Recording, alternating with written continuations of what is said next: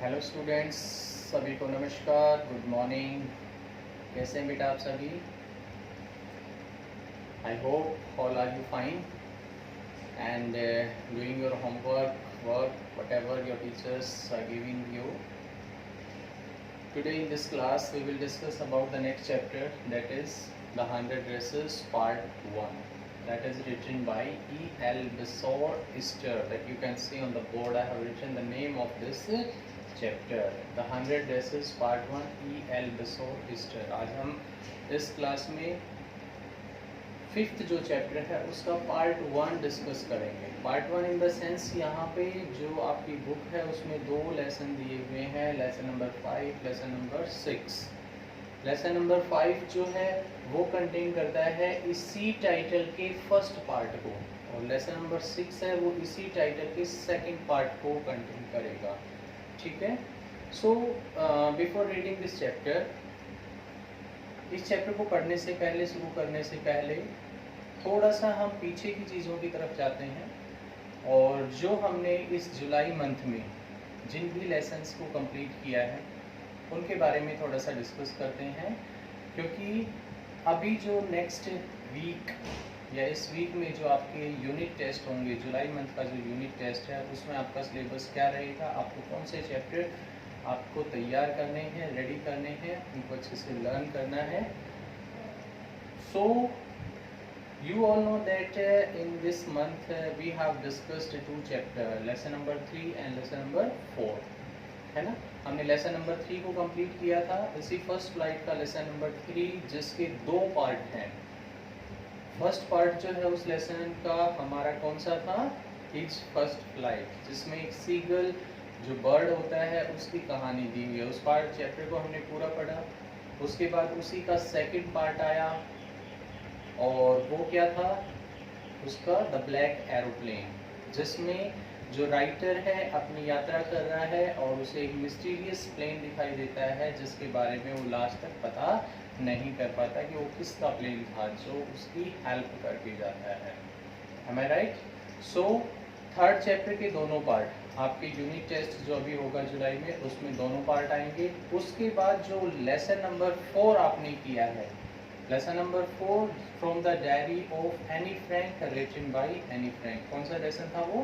From the Diary of Anne Frank. किसने लिखा है? एनी फ्रैंक ने लिखा है। इन दोनों लेसन्स, ये दोनों ही लेसन आपके जो यूनिट टेस्ट अभी होगा उसमें आएगा।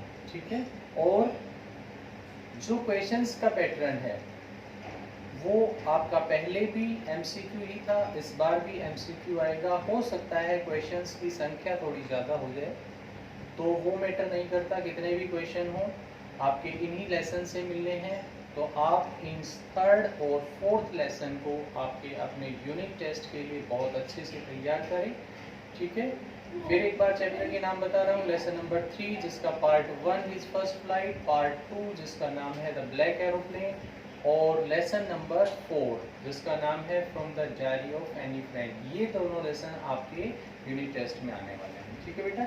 एमसीक्यू क्वेश्चंस का पैटर्न होगा। आप अच्छे से उन दोनों लेसन्स की वीडियोस जो आपके STSS ऐप के ऊपर अवेलेबल हैं आप देख सकते हैं। आपके क्वेश्चंस आपको दिए जा चुके हैं, उनसे आप अपनी तैयारी कर सकते हैं। ठीक है। अभी हम अपने इस लेसन को स्टार्ट करते हैं एंड ये जो हमारा लेसन है the 100 Dresses part 1 E. L. Bissour-Ister।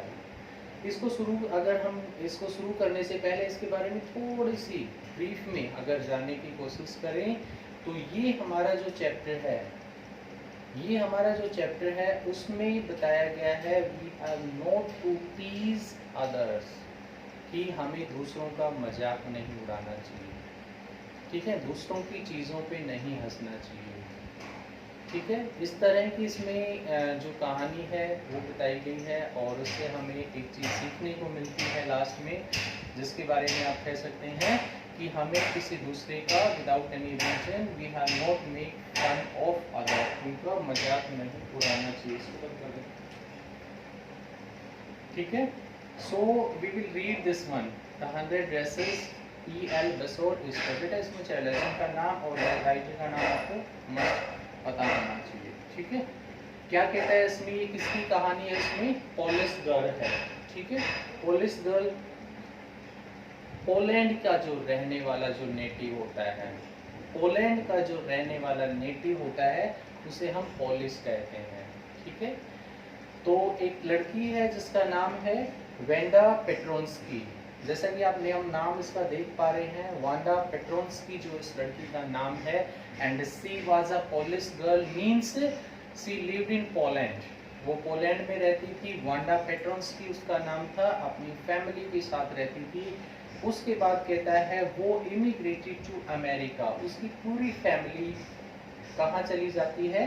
America चली जाती है, यानी अमेरिका में शिफ्ट हो गए हैं वो। ठीक है, ये जो की पॉइंट्स हैं इनकी हेल्प से आपको बहुत सारी चीजें सीखने को मिलेंगी। ठीक है, तो क्या कहता है इसमें, उसकी जो फैमिली है immigrated to America, America shift हो जाती है। अब अमेरिका में जाके वो क्या करते हैं, एक घर ले लेते हैं जहाँ एक जगह का नाम है बोगिन हाइट्स।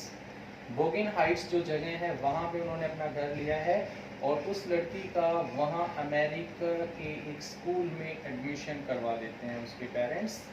और कहता है she went to school daily, वो डेली स्कूल जाना शुरू कर देती है। ठीक है, उसके बाद कहता है when she went to school she had a faded blue dress। उसके पास जो ड्रेस थी, she was a poor girl, गरीब लड़की थी, तो उसकी जो ड्रेस होती थी, यहाँ पे ध्यान दीजिए, कहता है उसकी जो ड्रेस थी फेडेड। फेडेड मतलब जिसका कलर थोड़ा फेड हो गया हो, जिसका कलर हल्का हो गया हो, और ब्लू कलर की उसकी ड्रेस होती थी। कहता है उसकी ड्रेस फेडेड थी but it was proper cleaned, बहुत अच्छे से क्लीन रहती थी वो।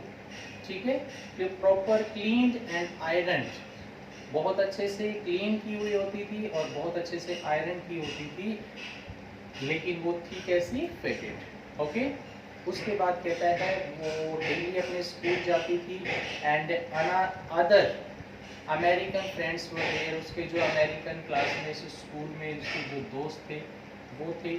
ठीक है, when she went to the school she sit in room number 13। वो जब वहाँ पे जाती थी तो वहाँ बैठती थी वो रूम नंबर 13 में। ठीक है, इन the corner.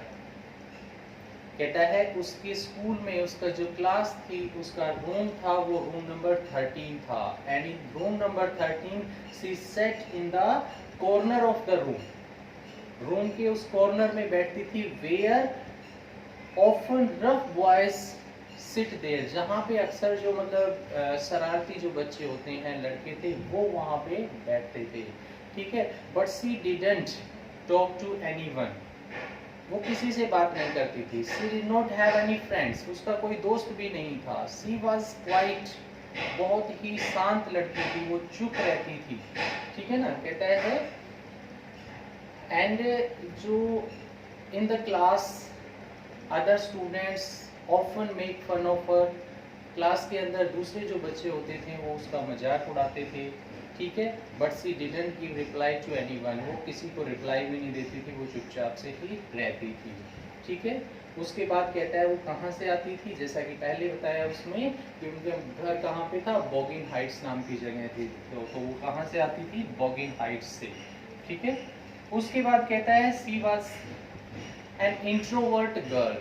It's a word you can see, introvert. What do you mean by introvert? Introvert क्या होता है?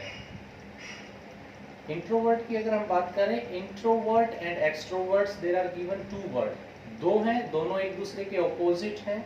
अगर हम हिंदी मीनिंग की बात करते हैं, इंट्रोवर्ट दैट मीन्स अंतर्मुखी एंड एक्सट्रोवर्ट दैट मीन्स बहिर्मुखी। ठीक है, if we want to explain introvert then we can say that whatever is in your mind, whatever you want to say to anyone, and due to some reasons you are not able to say that things, that means you are introvert। समझ आया? यानी आपके mind में कुछ है, आप किसी को कुछ कहना चाहते हैं, किसी से कुछ बात करना चाहते हैं, लेकिन किसी न किसी रीजन से, चाहे वो डर की वजह से या कोई और दूसरा ऐसा कोई रीजन है जिसकी वजह से आप अपने मन की बात उस सामने वाले को नहीं कह पा रहे हैं, और वो चीज़ें आपके अंदर ही हैं। दैट मीन्स आपको इंट्रोवर्ट कहा जा सकता है, ठीक है।